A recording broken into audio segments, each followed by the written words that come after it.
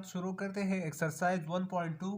तो इसमें जो पहला क्वेश्चन हमें दिया गया है वो है right transpose of the following matrices, यानी ट्रांसपोज इन मैट्रिसेस के ट्रांसपोज मालूम करें। तो ट्रांसपोज इसे कहते हैं कि जब हम रोज़ कॉलम में चेंज करते हैं और कॉलम्स को रोज़ में चेंज करते हैं तो इसे ट्रांसपोज कहा जाता है।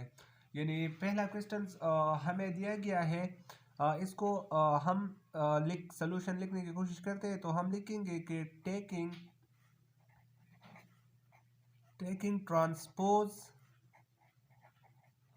On both sides. तो हम बोथ साइड्स पर ट्रांसपोज लेंगे। अब यहाँ पर P पर हम छोटा सा T लिखेंगे और इसको हम लिखेंगे 1 2 3 1। तो इस पर भी छोटा सा T लिखेंगे, यानी ये P मैट्रिक्स है और ये T इसकी पावर में छोटा सा T है। तो जब हम इसकी ट्रांसपोज लेंगे तो हम रोज को कॉलम में चेंज करेंगे और कॉलम्स को रोज में। यानी हमें पता है कि ये हॉरिजॉन्टल जो होते हैं ये रोज होते हैं और ये वर्टिकली जो होते हैं ये कॉलम्स होते हैं। तो इसमें अब 2 रोज और 2 कॉलम्स है।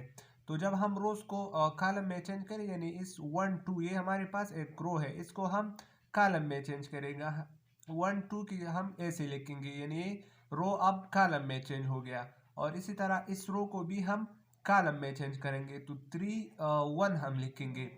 तो दोस्तों इसका ये आंसर हो गया और ये इसकी ट्रांसपोज बन गई। कि ट्रांसपोज उसे कहते हैं कि जब हम रोज को कॉलम में और कॉलम्स को रोज में चेंज करें तो उसे ट्रांसपोज कहा जाता है। अब इसी तरह हमें सेकंड क्वेश्चन दिया गया है, ये मैंने सॉल्व किया हुआ है पहले ही से कि इसकी ट्रांसपोज मालूम करें। तो हमने वैसे ही लिखा है taking transpose on both sides और इस रो को हमने कॉलम में चेंज किया हुआ है। इसी तरह ये सिर्फ 6 हमें दिया गया है तो इसकी ट्रांसपोज को भी हम मालूम करते हैं। इसमें तो सिर्फ 1 डिजिट है, तो जब हम वैसे करेंगे तो ये एक रो है इसमें और एक कॉलम है, तो इसको हमने चेंज किया हुआ है, यानी इसकी भी ट्रांसपोज वही निकलती है। इसी तरह दोस्तों क्वेश्चन नंबर 4 और क्वेश्चन नंबर 5 को भी मैंने सॉल्व किया है। ये रो है -5 1 -2 1 4 4, ये रोज है। तो इसको यहाँ पर मैंने कॉलम में चेंज किया हुआ है। यहाँ पर देखिए -5 और 1, तो -5 और 1 को कॉलम में चेंज किया है। ये -2 1 ऐसे लिखा हुआ है, हॉरिजॉन्टली रो है, तो इसको हमने कॉलम में चेंज किया हुआ है। ये 4 4 भी रो है और इसको भी यहाँ पर नीचे हमने कॉलम में चेंज किया हुआ है। इसी तरह हमने क्वेश्चन नंबर 5 को भी सॉल्व किया हुआ है कि ये हमारे पास रोज है, तो इन रोज को हमने कॉलम में चेंज किया है, तो इसे कहते हैं ट्रांसपोज ऑफ अ मैट्रिक्स।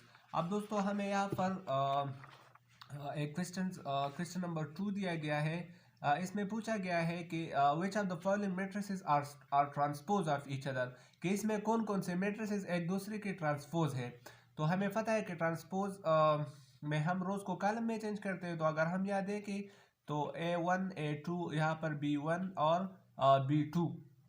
तो अगर हम इसको A और B को देखें दोस्तों, तो जब हम इन रोज को कॉलम में चेंज करेंगे तो ये ऐसे लिखेंगे हम कि A1 और A2, तो A2 नीचे आ जाएगा और जब हम इन रोज को कॉलम में चेंज करेंगे तो ये ऐसे आ जाएंगे। इसका मतलब ये है कि हमारे पास जो मैट्रिसेस A और B है, A एंड B, ये दूसरे के ट्रांसपोज है। ये क्या है, ये एक दूसरे के ट्रांसपोज है। और जब हम इसको देखें तो जब हम मतलब ये इसको चेंज करेंगे तो ये इससे डी मैट्रिक्स बन जाएगा। तो हम कह सकते हैं कि मैट्रिसेस सी और डी जो है ये एक दूसरे की क्या है, ट्रांसपोज है। इसी तरह अब हमें क्वेश्चन नंबर 3 दिया गया है कि which of the following matrices are symmetric. तो सिमेट्रिक मैट्रिक्स उन मैट्रिक्स को कहते हैं दोस्तों कि जब हम किसी मैट्रिक्स का ट्रांसपोज लें, कि जब हम किसी मैट्रिक्स का ट्रांसपोज लें और उससे वो मैट्रिक्स वापस आ जाए, यानी जो मैट्रिक्स हमें क्वेश्चन में दिया गया है और उससे वो वापस आए तो वो सिमेट्रिक मैट्रिक्स होगा, और अगर वो उससे वापस नहीं आए तो ये सिमेट्रिक मैट्रिक्स नहीं होगा। यानी अब हमें ये क्वेश्चन दिया गया है, इसके हम ट्रांसपोज लेंगे जैसे कि हमने पहले मालूम की। तो जब हम इसकी ट्रांसपोज लेंगे तो इससे ये आंसर आता है, यानी 5 - 7 - 1 5। तो अगर हम अब देखें दोस्तों तो ये तो हमें जो मैट्रिक्स दिया गया ये तो ये नहीं है, यहाँ पर 5 है, यहाँ पर 5 है, लेकिन यहाँ पर 7 - 7 है और यहाँ पर अब -1 आया है। तो दोस्तों अब ये मैट्रिक्स वो दिया गया मैट्रिक्स नहीं है। तो इस तरह हम कह सकते हैं कि ए ट्रांसपोज ए के बराबर नहीं है, इसीलिए ये सिमेट्रिक मैट्रिक्स नहीं है। अब अगर हम ये क्वेश्चन हमें दिया गया है कि इसकी सिमेट्रिक मैट्रिक्स मालूम करें, तो अगर हम अब देखें दोस्तों तो हम सिंपली इसकी पहली ट्रांसपोज लेंगे कि taking transpose on both sides. तो जब हम इसकी ट्रांसपोज को मालूम करेंगे दोस्तों, तो हम इसकी ट्रांसपोज को इस तरह मालूम करते हैं कि हम यहाँ पर छोटा सा टी लिखते हैं और इसके ट्रांसपोज को मालूम करते हैं, तो -1 2 और 3। तो जब हम इसकी ट्रांसपोज अब यहाँ पर मालूम करेंगे, ये टी यानी रोज कॉलम में चेंज हो जाएंगे और कॉलम्स रोज में। तो ये -1 2 और 3। तो ये दोस्तों हमने इसकी ट्रांसपोज मालूम की। अब अगर हम देखें तो बी ट्रांसपोज जो है ये बी मैट्रिक्स के बराबर है, यानी जो बी मैट्रिक्स हमें दिया गया है ये इसके एक जैसे है, यानी ये मैट्रिक्स और जो दिया गया है ये दोनों बिल्कुल सेम है। तो जब ये दोनों सेम है तो हम कह सकते हैं कि ये सिमेट्रिक मैट्रिक्स है, यानी ये एक दूसरे की सिमेट्रिक मैट्रिक्स है। इसी तरह आप क्वेश्चन नंबर 3 और क्वेश्चन नंबर 4 को भी खुद से सॉल्व कर सकते हो। अब चलते हैं क्वेश्चन नंबर 4 की तरफ। क्वेश्चन नंबर 4 में अब हमें दिया गया है कि कौन से मैट्रिक्स स्क्यू सिमेट्रिक मैट्रिक्स है। तो स्क्यू सिमेट्रिक मैट्रिक्स को हम इस तरह सॉल्व कर सकते हैं कि जब हम किसी मैट्रिक्स की ट्रांसपोज लें और उससे फिर वो मैट्रिक्स आए, लेकिन उसके साथ माइनस हो, यानी जब हम उससे माइनस को बाहर निकालें और वो रिजल्ट आए तो ये एक दूसरे की स्क्यू सिमेट्रिक मैट्रिक्स होंगे। दोस्तों अगर जैसे कि हमें अब दिया गया है कि ये मैट्रिक्स हमें दिए गए हैं, तो हम कैसे मालूम करेंगे कि स्क्यू सिमेट्रिक है या नहीं है।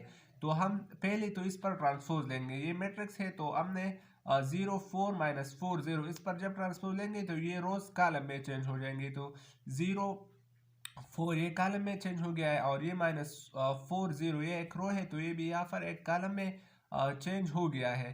तो ये तो कॉलम में चेंज हो गया है। इसके बाहर अब हम माइनस लिखेंगे, तो इस माइनस को यानी इस माइनस को हमने इसके साथ मल्टीप्लाई किया हुआ है।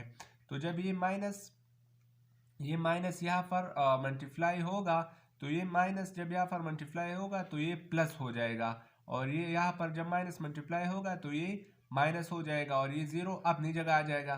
तो अगर हम इस मैट्रिक्स और इस मैट्रिक्स को देखें तो ये भी एक दूसरे की सेम है। इसी तरह हम कह सकते हैं कि एक जैसे है, तो ये एक दूसरे की स्क्यू सिमेट्रिक मैट्रिक्स जो है ये बन जाते हैं। अब अगर हम इस लास्ट वाले क्वेश्चन को देखें तो हम कैसे इसकी स्क्यू से मालूम करेंगे कि स्क्यू सिमेट्रिक मैट्रिक्स है या स्क्यू सिमेट्रिक मैट्रिक्स नहीं है। तो इसको हम इस तरह मालूम कर सकते हैं दोस्तों कि पहले तो हम इस पर ट्रांसपोज लेंगे, यानी हम लिखेंगे कि taking transpose on both sides. तो जब हम इस पर ट्रांसपोज लेंगे, taking transpose on both sides, तो जब हम इसकी ट्रांसपोज लेंगे तो ट्रांसपोज लेने का तरीका तो ये, मिसाल के तौर पर ये एक मैट्रिक्स बी है, तो बी पर हम छोटा सा टी लिखेंगे और वही मैट्रिक्स लिखेंगे और इस पर भी हम छोटा सा टी लिखेंगे। तो ट्रांसपोज लेने का तरीका ये है कि हम रोज को कॉलम में चेंज करेंगे और कॉलम्स को रोज में चेंज करेंगे। तो ये 0 और 7 और 7 और 0, ये 0 7 इस तरह हो गए और ये 7 और 0 इस तरह हो गए। तो ये इस पर तो इसकी ट्रांसपोज बन गई। अब अगर हम इससे माइनस को बाहर लिख के तो 0 और 7 और 7 और 0, तो अब अगर हम दूसरी स्टेप में लिखें तो ये आ जाएंगे 0 -7 और -7 और 0, इसके साथ हमने मल्टीप्लाई किया हुआ है। तो अब हम देखेंगे कि B transpose is not equal to -b। तो